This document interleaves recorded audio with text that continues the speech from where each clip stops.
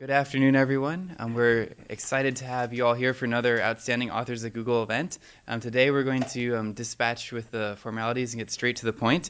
Robert Greene is here to talk about his new book, Mastery. So this is what happens, after you get the 10,000 hours, you can get the 20,000. Like once you're a true expert at something, what does that mean, and how do you get there? And so Robert will lead us along that path. We'll also have time for some Q&A at the end. So please join me in welcoming Robert to Google. Thanks.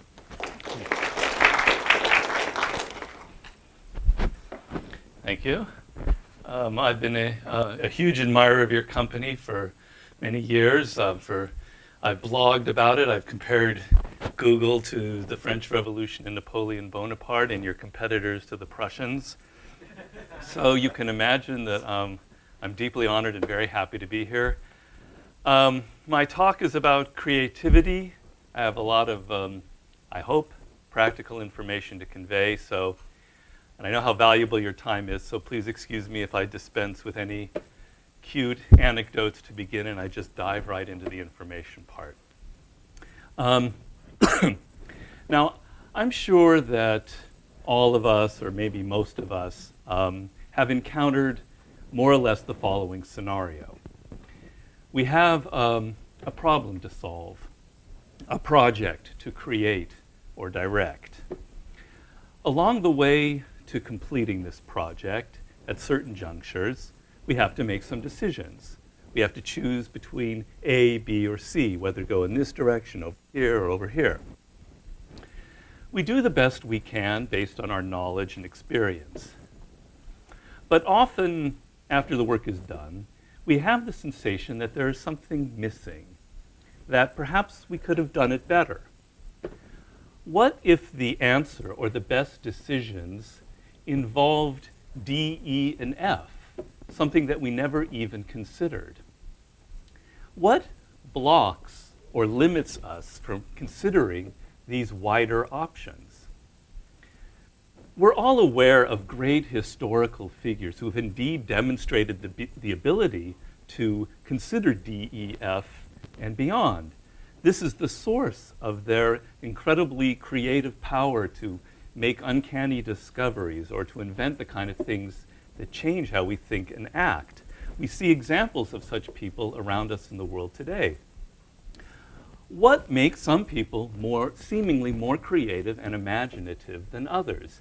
Is it genetics, a matter of luck? Is it being born into a great family, going to the right school, etc.?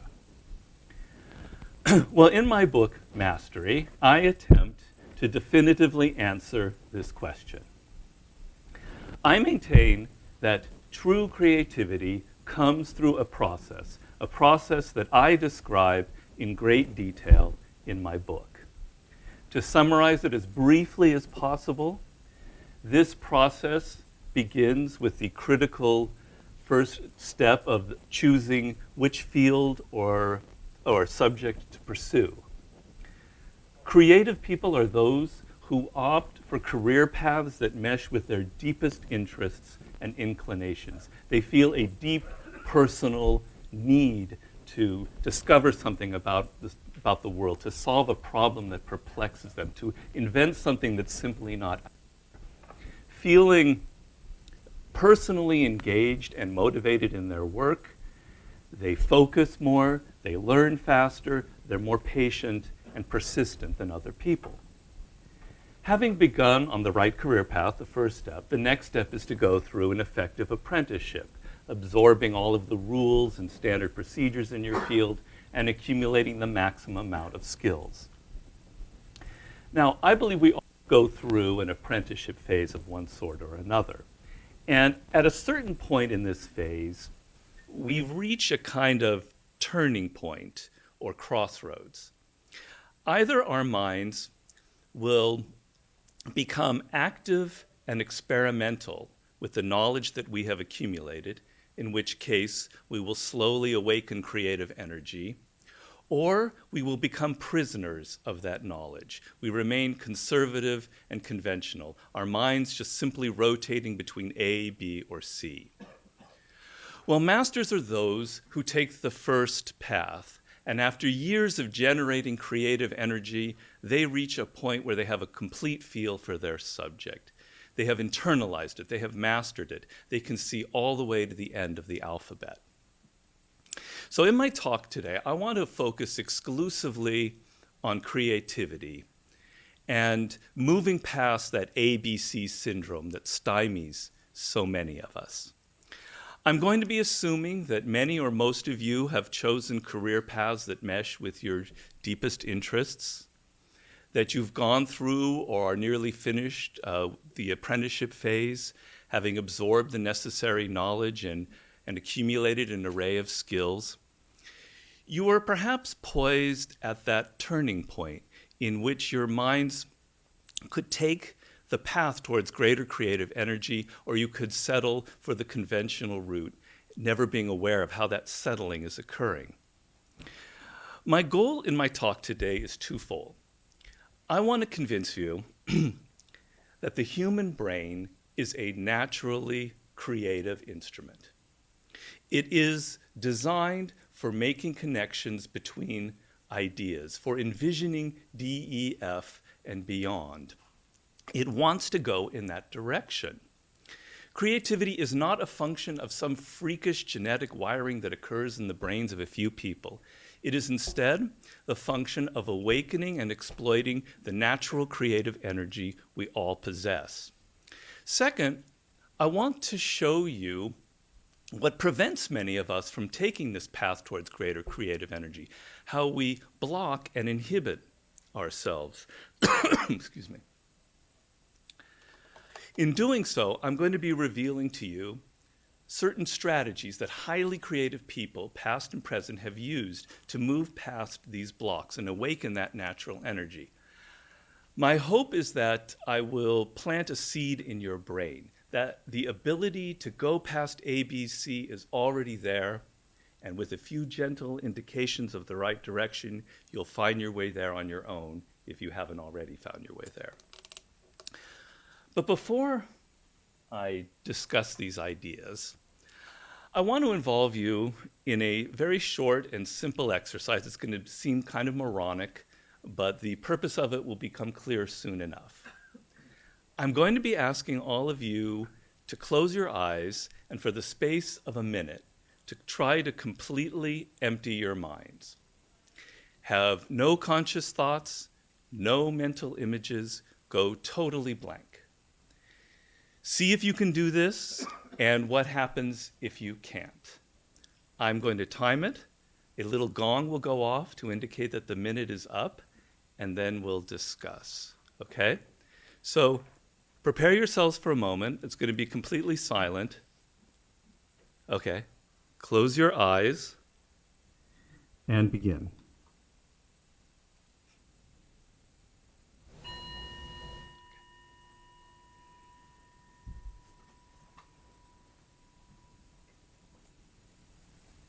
Very good. Okay. How many of you were able to experience total emptiness, not a single mental image during that entire minute? Come on, how many? You were? Do you practice? Are you a Zen master or something? No? Okay. Oh, that's very good.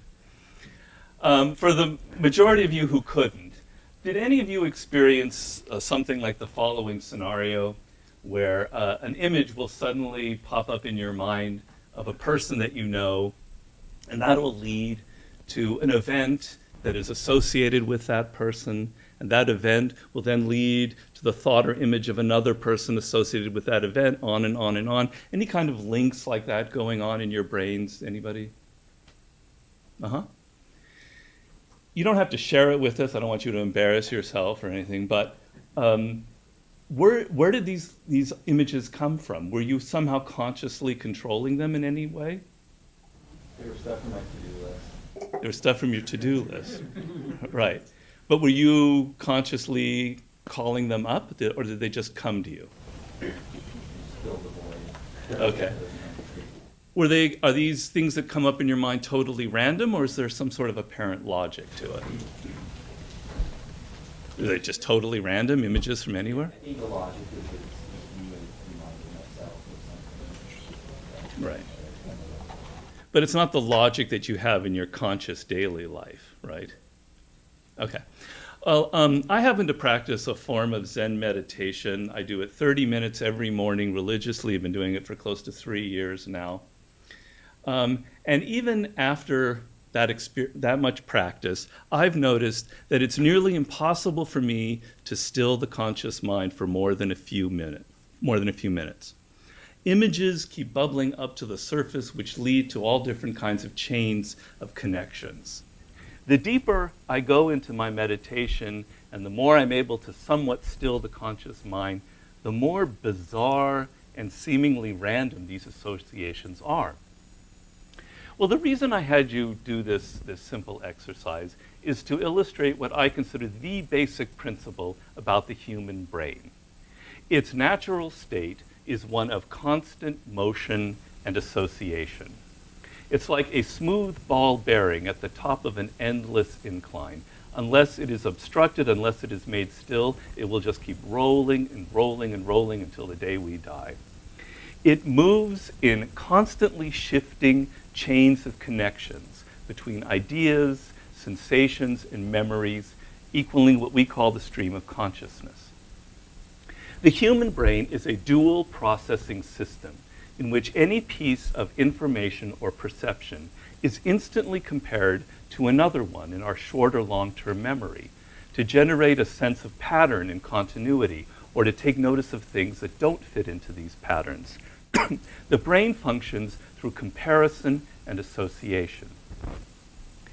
If we are tired or about to fall asleep, or even if we dream, we can suddenly become aware of the most bizarre associations that are going on, as if the brain were doing this on autopilot below the level of consciousness.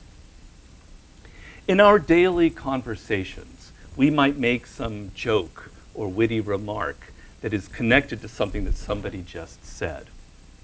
This connection, the source of our joke or witticism, would be impossible for us to trace back because it occurs so naturally and so rapidly. Our conversations themselves reflect this basic pattern, endlessly shifting angles and chains of connection, building on what other people say. Well, this is the brain in its pure form, never stopping, always connecting. And by the way, that's sort of why I think the internet is so addictive and engaging. It reflects this basic pattern of the brain on a global scale. It's like a global brain. That this is so incredibly natural to us, we only have to look at children.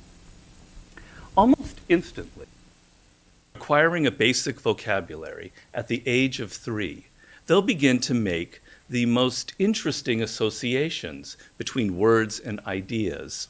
Their drawings can also bring together the most unexpected and imaginative connections. In my book, I call this mind that children possess original mind. It is marked by incredible fluidity and openness. But children do not create great works of art, and they do not invent significant pieces of technology, and they don't make discoveries about the world. And neither do we when we daydream or dream or make a joke or change the subject of a conversation. These are all examples of what I call low-level creativity, exhibiting the natural associating power of the human brain.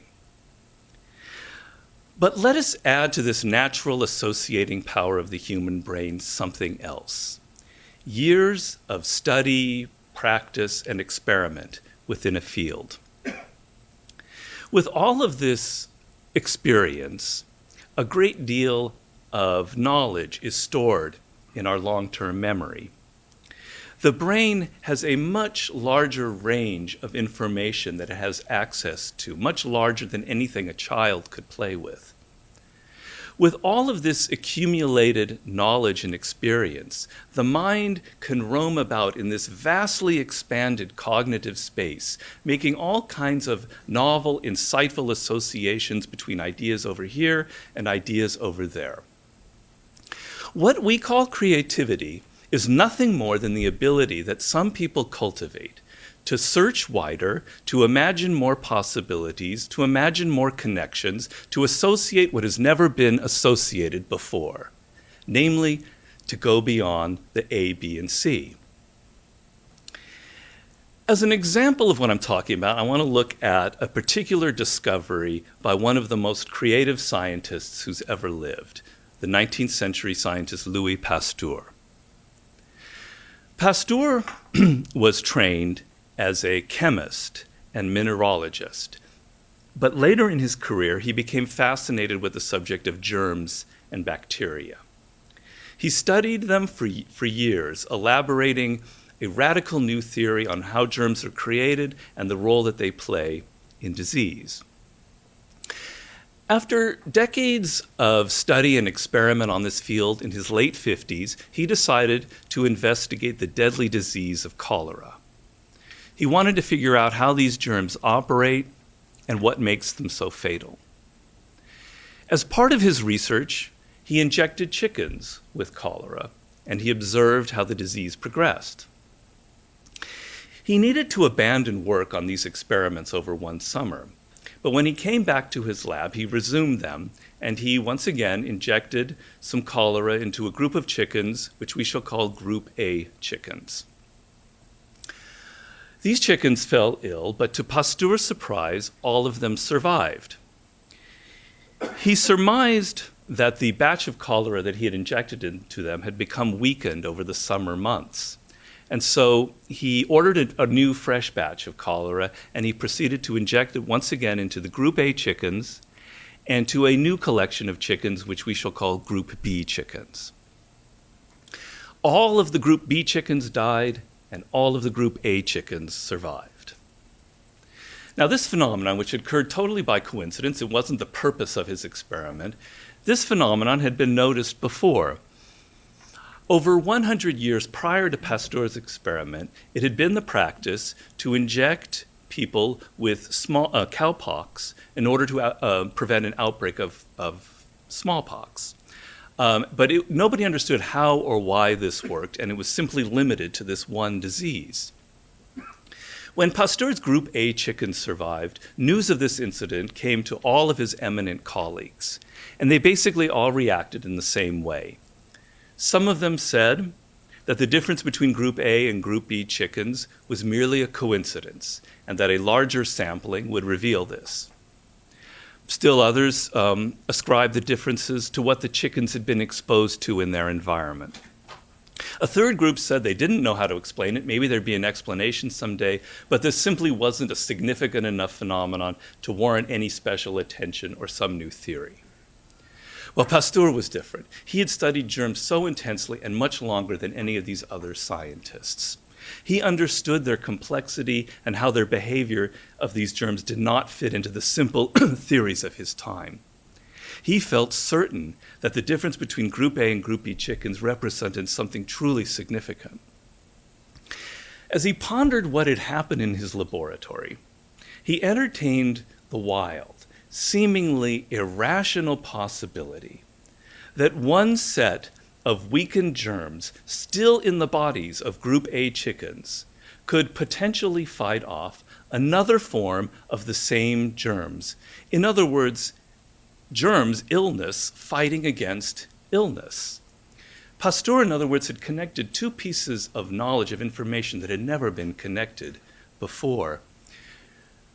We might take this concept totally for granted, but decades before the discovery of antibodies, this idea of germs killing germs, illness fighting illness, represented an incredible leap of imagination. A leap that was made possible by simply the fact that Pasteur was willing and able to entertain more possible theories and interpretations than any of his fellow colleagues. Naturally, after entertaining this hypothesis, he worked to verify it, and he then thereby created the science of immunology. Well, this is an example of what I call high-level creativity. It is a function of two critical elements.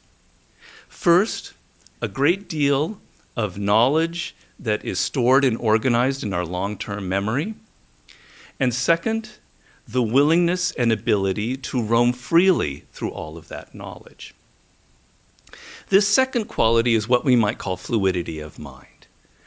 We notice this fluidity if we've had a few drinks, or we take some drugs, or we smoke some pot, or we're feeling extremely tired. Suddenly, it seems as if doors are opened up and our minds can move about more freely and they can come upon ideas, interesting ideas that had eluded us before. Well, highly creative people do not need this extra bit of stimulation. They have managed to retain or rediscover that fluid original mind of the child and wedded it to all of this knowledge and experience, giving them what I call the dimensional mind, a mind capable of seeing more dimensions of the visible and invisible world around us. High-level creativity requires these two elements. If you have an open and fluid mind, but not enough knowledge and experience, you will basically remain on the level of a child. If you have a lot of knowledge and experience, but your mind is tight and unwilling to roam, you will come up with the same conventional responses, the same A, B, and C, like Pasteur's colleagues. Well, highly creative people have both. They have the knowledge and the experience, plus the mental fluidity, which gives them the ability to see more possibilities in the world around them and to maximize, to realize to its fullest, the natural connecting power of the human brain. The great psychologist Carl Jung, he called this serious play, the combination of the playful exploratory spirit of the child with the serious tasks and experience of the adult. Now let me engage in a little metaphor or a symbol to sort of explain more fully the idea I'm elaborating here. Imagine a relatively small circle. This circle represents what we know of our field when we begin our apprenticeship. As we proceed and accumulate knowledge and experience, this circle keeps slowly expanding, increasing the cognitive space within which we can explore and make connections between ideas. But as this space expands, we confront a paradox and a challenge. Part of our apprenticeship involves learning the rules, the standard operating procedures, and the paradigms that prevail in our field. It also involves learning how to work with other people, how to fit into the group ethos. When we begin work on a project, we feel the pressure, conscious or unconscious, to adhere to these rules and paradigms, to follow the procedures that other people follow. To break these rules and conventions would entail a lot of risk, probably a lot of criticism, and certainly a lot more work. All of this tends to limit what we consider and imagine. Instead of exploring that expanding cognitive space, we unconsciously hold ourselves to those A, B's, and C's that we have assimilated. We become consummate insiders, strict adherers to the rules and paradigms in our field. Ideas in different parts of our cognitive space are never connected. If we're not careful, this establishes a momentum of its own. Once we turn conservative and defensive with our knowledge, it becomes increasingly more difficult to move in the opposite direction. Furthermore, the mind, like any muscle, tends to tighten with age. This is why in the history of science and great technological innovations, so many of the most significant discoveries are by people who are relatively young, or who are outsiders to the field, or who are both. This is the paradox. In order to have high-level creativity, we have to assimilate a great deal of knowledge, and that knowledge includes rules and paradigms and conventions which make us conservative. Highly creative people learn the value of moving against this conservative tendency, by making their minds experiment and explore with their increasing knowledge. Emerging from their apprenticeships, they may begin this on a relatively small scale, but they slowly rediscover the original fluid spirit of the child. They adopt certain strategies to force the mind out of its conventional and conservative and defensive positions. They learn how to loosen and return the mind to its original fluidity. Instead of narrowing what they consider as they get older, they find a way to continually expand their horizons. I want to focus now on these creative strategies that I've just mentioned. They form a large part of Chapter 5 in Mastery. I want to focus on these strategies in the form of 4 simple exercises that I believe if you adopt somehow in your practice, they will slowly loosen up the mind and push it in this direction that I'm talking about of greater creative energy. These exercises are the following: cultivate negative capability, think like an outsider, use active imagination, and finally, subvert your patterns of thinking. This first exercise, cultivate negative capability, is the most philosophical, and it basically involves an attitude, a way of looking at the world that will naturally loosen up the mind. The term negative capability comes from the great early 19th century poet and writer John Keats. Keats was struggling to understand what makes one person like a William Shakespeare so much more creative and imaginative than another. In his opinion, fear and anxiety play a determining role. When we are physically frightened by something in our environment, we have a particular physiological response. Our minds naturally narrow their focus onto what is immediately present, preparing us for a fight or flight response. Well, something similar happens, although more subtly, in the intellectual realm. When we are confronted with new problems or set of circumstances, or when we begin work on a project, we are unconsciously plagued by insecurities and anxieties, and we don't like this. Mysteries, any apparent contradiction, situations that are unfamiliar and ambiguous and elude immediate understanding, all of this makes us uneasy. Under these circumstances, we are in a rush to come to a conclusion, to make a judgment, to explain what is happening. Being able to make a judgment or explain what is happening soothes our insecurities and anxieties, makes us feel confident and consistent. We can express an opinion before other people. In this way, our egos become enmeshed in our creative work and our interpretations, our interpretations of the world. Think of how difficult it is for us to admit that we don't know an answer or that we were wrong on a particular issue. Admitting that we don't know or that we were wrong should be a sign of intelligence, of a questioning nature, of a willingness to reassess our own ideas. Instead of that, we will hold on to our ideas with double the tenacity if ever we are made to feel doubtful or insecure about them. Well, mysteries, uncertainties, anything ambiguous, it all has a similar effect upon us as a physically frightening set of circumstances. The mind tightens and narrows its focus, a fearful reaction. According to Keats, the Shakespeares of the world, the highly creative types, cultivate what he calls negative capability. They can negate the ego and its anxieties.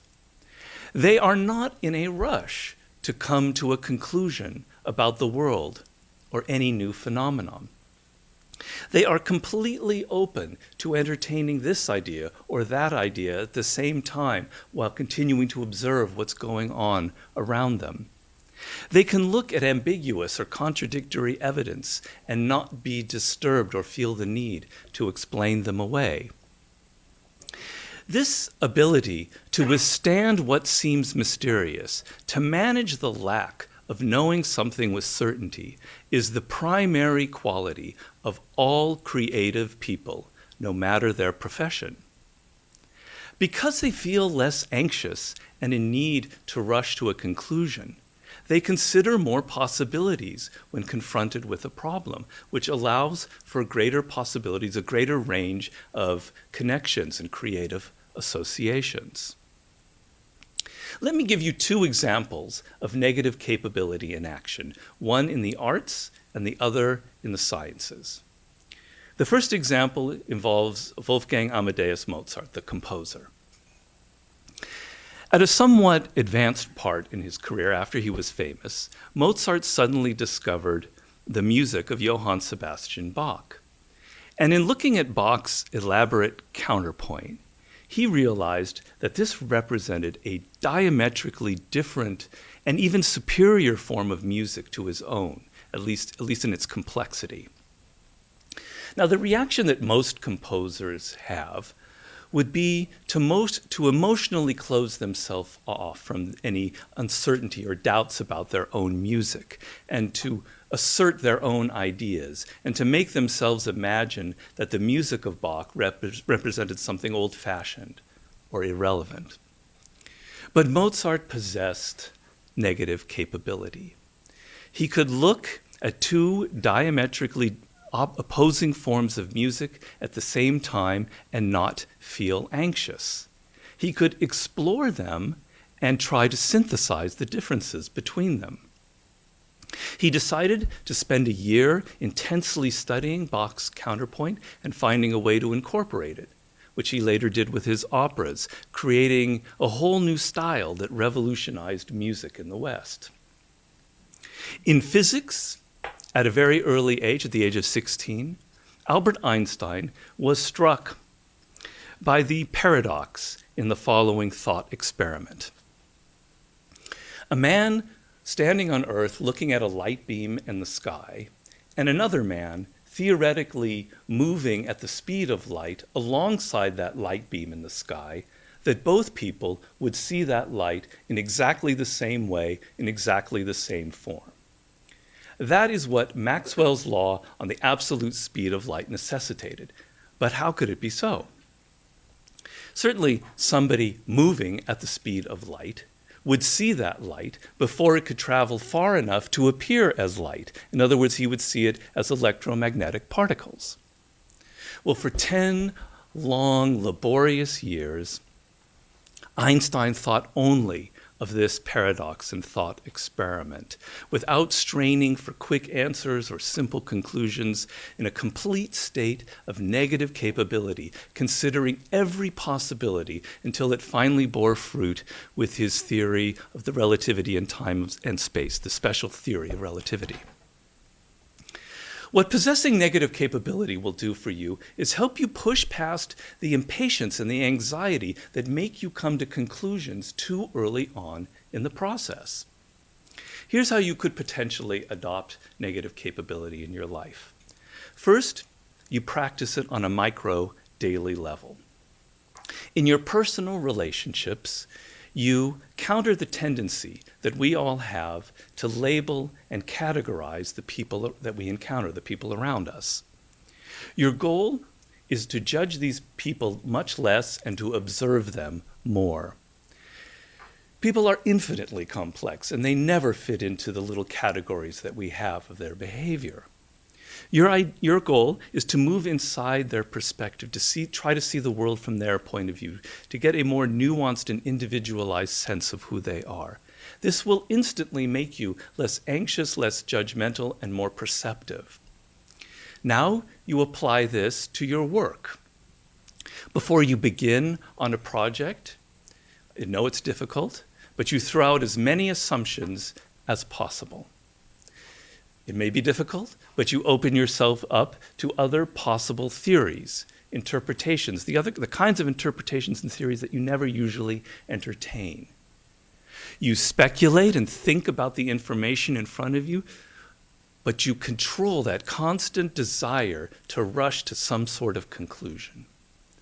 Third and finally, you learn to embrace uncertainty and chaos.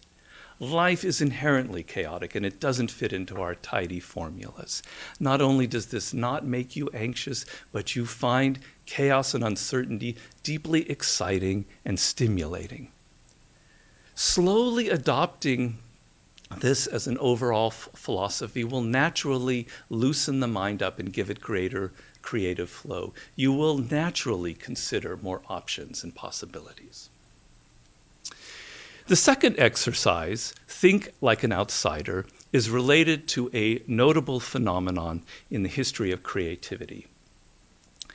Some of the most important discoveries, inventions, and innovations within a field come from people who are trained in a much different field and who have an outsider's approach. Louis Pasteur was a classic example of this. He was trained as a chemist and mineralogist, so he brought a much different way of thinking to the subject of medicine and germs, a method that was infinitely more creative.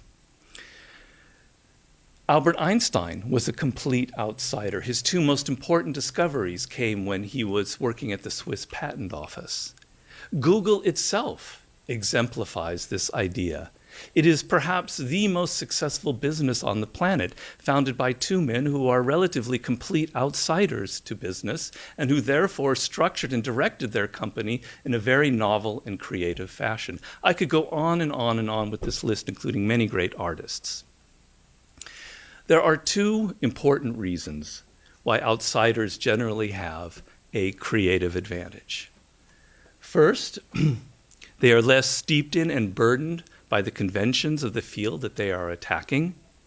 They ask a different set of questions. They approach problems from unconventional angles.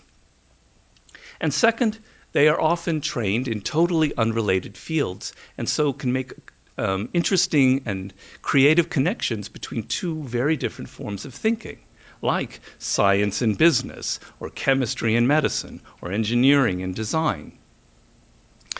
Now, we can't all consciously follow such a path, but even within the careers that we're pursuing, we can train ourselves to think like outsiders and help loosen up the mind in the process. A great example of this would be somebody that I interviewed and profiled in my book, a contemporary master. Her name is Yoki Matsuoka. Yoki was one of the original heads of innovation for the Google X project. She is now the senior vice president in charge of technology at Nest Labs here in Silicon Valley. She was trained as an electrical engineer and roboticist, and early in her career, she was asked to help design the hand of a full-scale robot that was being developed at the MIT robotics lab where she was getting her PhD. Now, in the past, all of her fellow engineers basically attacked this idea of designing such a hand in the same way. They would place in this hand all sorts of very cleverly built motors that would give the hand maximum grasping power. They would load most of these motors in the palm because that's where there was the most space. But in packing the palm with all of these motors, they would render it completely inflexible, and so this hand could not make even the most simple grasping maneuvers. These hardware engineers would then fob off their design to software engineers, hoping that they could program back in the flexibility that they had lost. Hardware engineers are trained to think in a certain way. They're trained to think, to focus on the mechanical and technical aspects of a problem and stay within that circle. To speculate, to think of something wider or larger, would be too unconventional and would require too much work and effort. Well, Yoki decided on a much different approach. Thinking like an outsider, she asked the kinds of questions that other engineers ignored. She wondered about what made the hand so dexterous and powerful in the first place. How did it evolve into being so powerful? What is the role played by the palm in grasping objects, and how does it work in tandem with the thumb? Asking these larger questions made her extend her research to biology, neuroscience, evolution, biomechanics, and so on. She decided to build an elaborate model of the hand itself, including all of the tiny bones in the knuckles. In the process, she learned the importance of having a rounded, flexible palm and the role that certain bones play in grasping objects.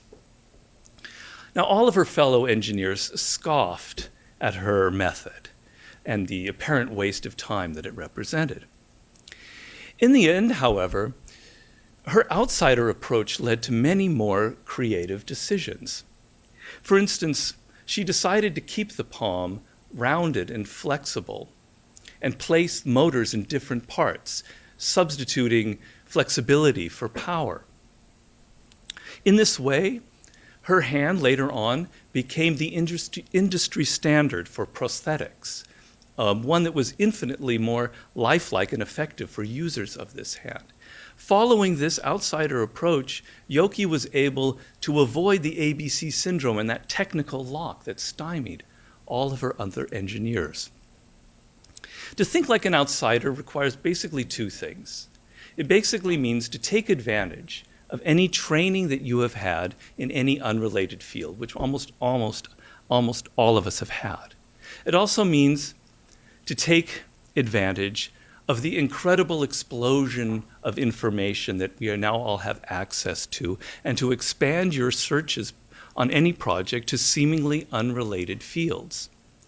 By applying what you know from a different field, and by using this expanded research, you will naturally absorb and use different patterns of thinking. This will make you ask a different set of questions before you begin your project. And asking a different set of questions is almost half of what it takes to be creative. The third exercise, use active imagination, is deceptively simple. Often what separates creative from conventional thinkers is that they simply search wider. They use their minds to generate possibilities that others don't think of, and then they work to verify what they came up with. We saw a classic example of this with Pasteur. Another great example is with Henry Ford. Early on in his career, in the earliest years of what would later become the Ford Motor Company, Ford was anxious to speed up the production of cars. He saw the automobile as the ultimate consumer product, but in order for it to become that, he had to greatly increase the production rate in his factory. So he spent a couple days looking at his employees on the factory floor and trying to imagine how he could get them to move faster from car to car. Suddenly one day he imagined something completely different. He imagined the men standing still and the cars coming to them. He didn't know what that really meant, but he decided to try it out, and lo and behold, it increased productivity by such an incredible exponential rate that it could now become the consumer product that he had envisioned. Things like antibodies or assembly lines, they seem so obvious to us now, but they are never obvious in the present, and they involve an incredible leap of what I call active imagination. The difference between regular and active imagination is that the latter is used consciously to reach very, very practical results. It's not imagination for coming up with wild things. It's imagination used for very practical results. Think of active imagination as a kind of creative muscle that you're developing. First, within the loose constraints of what you're working on, you open your mind up you give it complete free rein. You entertain almost every possibility that you could imagine or visualize. You engage in what Charles Darwin calls fool's experiments. This is the fun, play part of serious play. You use notebooks, sketches, diagrams, models, prototypes to help externalize the products of your imagination. Once you have gone through this, you now enter the second serious part of the process. First, you choose one or few of the more promising possibilities that were generated by your imagination, and now you actively work to test, verify, or confirm it. This might entail launching a beta version on the public. Once you have feedback, you now go back into the first part of the process in a shortened form, using your imagination to perhaps take what you have into an even better and higher form, circling constantly through this process in shorter and shorter cycles until you've got something that's both incredibly imaginative and incredibly realistic and practical. By developing this, by going through this over and over and over again, you will develop your imagination into an incredibly powerful creative muscle. Okay, I'm nearing the end. The fourth and final exercise, maybe the most important in some ways, is called subverting your patterns of thinking. And it's based on the idea that our minds tend to fall into certain habits and patterns and grooves that severely limit what we consider as possible. Well, creative people have the ability to move against these patterns, to actively subvert them, and thereby expand what they consider.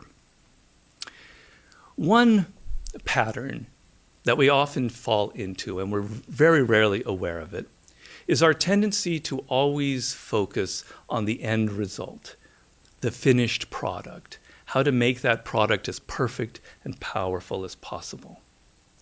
We live in a goal-oriented culture. To see a contrast, we would have to look at Asian cultures, in which thinking about process and structure and how the parts relate to the whole are given much more emphasis and importance. In a goal-oriented culture, when there is a setback or a glitch, we naturally focus on the end result. So if, for instance, I'm writing a book, and the book isn't coming out as I had imagined, I will think about the ideas and my style of writing, and how I can improve these ideas and the communication of them to give the book more wallop, more effect. But often the source of the problem is the structure of the damn book, the organization of the chapters, how one idea is linked to another. So many books start off well but completely fall apart because of faulty structure. We can say the same thing about businesses. The problem is in how the products are produced, how the personnel in the company is structured and organized, the decision-making, the chain of command, etc. Napoleon Bonaparte effected the greatest revolution in military history by thinking deeply about the structure of his army and how to organize it so it could be faster and more fluid in the attack. Thinking about structure, process, organization, they're not natural to us, but in making ourselves do it, we will naturally expand what we consider, giving ourselves more possible creative associations and connections. Another habit we fall into is our tendency to be mesmerized by patterns themselves, by trends, by paradigms, and how all the information that we're looking at somehow fits into these patterns and paradigms. Well, highly creative people have the ability to look at what doesn't fit into patterns, the anomalies that cannot be assimilated. An example of this is very close to home. In the 1990s, the prevailing paradigm in internet searches was established by companies such as Alta Vista, which ranked searches according to how many times a subject was referred to in an article. Now, this worked reasonably well, but sometimes it would yield the most bizarre and incredibly unhelpful results. Almost everyone at that time thought that this was a temporary glitch that would eventually be ironed out. Well, while at Stanford, not so very long ago, Sergey Brin and Larry Page looked at these anomalies themselves. And in pondering these anomalies, they came up with a much different form of search, one that ranked according to links, like citations in a scientific journal. Thinking outside the prevailing paradigm, they came up with a much more powerful and creative form of search. Anomalies are incredibly eloquent. They indicate new paths, trends, ways of thinking, problems that should not be ignored. Paying attention to anomalies will naturally expand what we consider. Related to this pattern bias is our fixation on what is immediately present to the eyes and minds. We focus on what has happened in a set of circumstances as opposed to what didn't happen. Well, highly creative people can think in an added dimension, that of the invisible and the absent. An example of this way of thinking, although in literature, is with Sherlock Holmes. He was constantly thinking like this. In the story Silver Blaze, for instance, he figures out that the murderer must have been somebody that was very familiar to the victim because the family dog did not bark in the presence of the murderer. Now, this way of thinking in the real world led to one of the more radical and interesting innovations in medicine. Prior to the 20th century, doctors would only focus on germs and bacteria and dangerous agents in the environment and how to protect the body from them. Well, looking at the disease of scurvy at the turn of the 20th century, the scientist Gowland Hopkins suddenly turned this around. Instead of thinking of the germs that might be responsible for scurvy, he looked at what was absent from the picture, what the body was not producing, namely vitamin C. Thinking in this way led to a total revolution in our concept of health. It led to vitamins and preventive medicine. Thinking about what is absent, what didn't happen, is a highly creative form of thinking. Okay, well, I've loaded you up with like pack mules with far too much information. I'm sorry about that. The good news is that almost all of this information, even more, if you're a masochist, is available in Chapter 5 of my book, Mastery. I'm going to leave you with one final idea that I believe encapsulates and conceptualizes all of this tonnage of material I've given you. And the idea is the following. Think of creativity as the ultimate synthesis of the child and the adult within you. We carry both of these within us, the child being the remnant of our earliest years when we were more imaginative and exploratory and fluid. Now, normally we keep the adult and the child within us rigidly separated. We let the child out in our free time when we socialize or go to parties or watch a movie or play games or sports or go on vacation. This is also when our minds are freer, more fluid, maybe a little bit less productive, but they're freer and more fluid. The adult dominates our work world and our careers. This is also when our minds become a lot tighter as we try to fit into the narrow role of business person, engineer, writer of self-help books, etc. By keeping the adult and the child rigidly separated, we completely dry up any creative potential that we want to have. The goal is to find a way to distill and incorporate that playful, exploratory, fluid spirit of the child into our disciplined, experienced work. It is not that we alternate sometimes between the child here or the adult there, but that we fuse the two together into one inseparable whole, that whole being the creative individual. That's it. Thank you very much. Thank you for your patience. And I entertain any questions that you might have.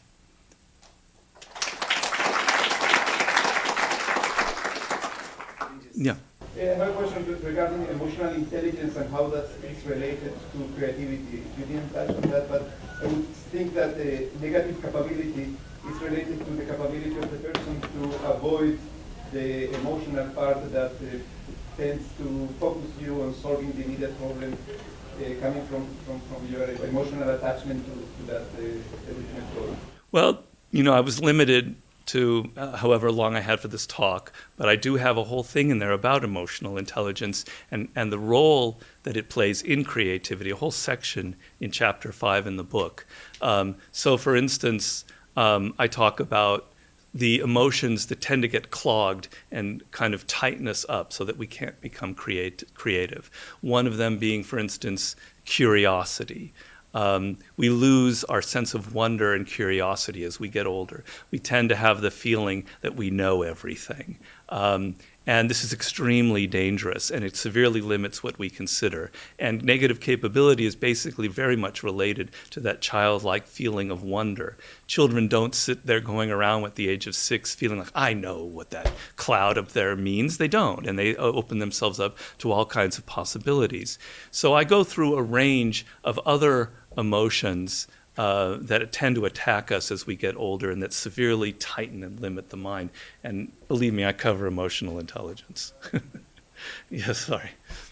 This question may be more relevant to your form of seduction and mastery. So one thing I've noticed is that a lot of these historical examples of these guys kind of work here. So like these guys like popular in social conception. A lot of modern innovators, are within a large organization. Right. Like Google here. Computer. So frequently you'll have a group of people working together. They're all very creative, and they all have a bunch of different ideas of things we should try varying. Yeah. But there's not maybe enough like bandwidth to try all of them. Right. So what's your advice on like convincing a group that this creative thing you come up with is something that should actually pursue? Who are you trying to convince? People within or without? Usually like other people within the same organization. Uh-huh. Wow. So you're not asking about, he's asking about working in a group, coming like most people do, and coming up with creative answers and trying to convince others that your group has somehow come up. Yeah, or another way to ask the question, Yeah. what do you do when you have too many creative ideas I see. and there's not enough bandwidth to kind of experiment with all of them? Well, normally, I talk in the war book, 33 Strategies of War, the dangers of groupthink. So hopefully in your brainstorming sessions, you're not getting the dangerous thing known as groupthink. And what groupthink means is that people tend to funnel their ideas into what they think the heads of the company want to hear for political reasons. Creativity is unconventional, it's iconoclastic, it doesn't recognize rules or limits, so hopefully you're not doing what I just mentioned.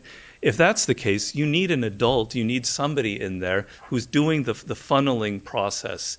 It's like what I talked about active imagination, and it's as if you never went into the second part of the process and you were only doing the first part, which is imagining every possibility and never getting to the point of testing and verifying it.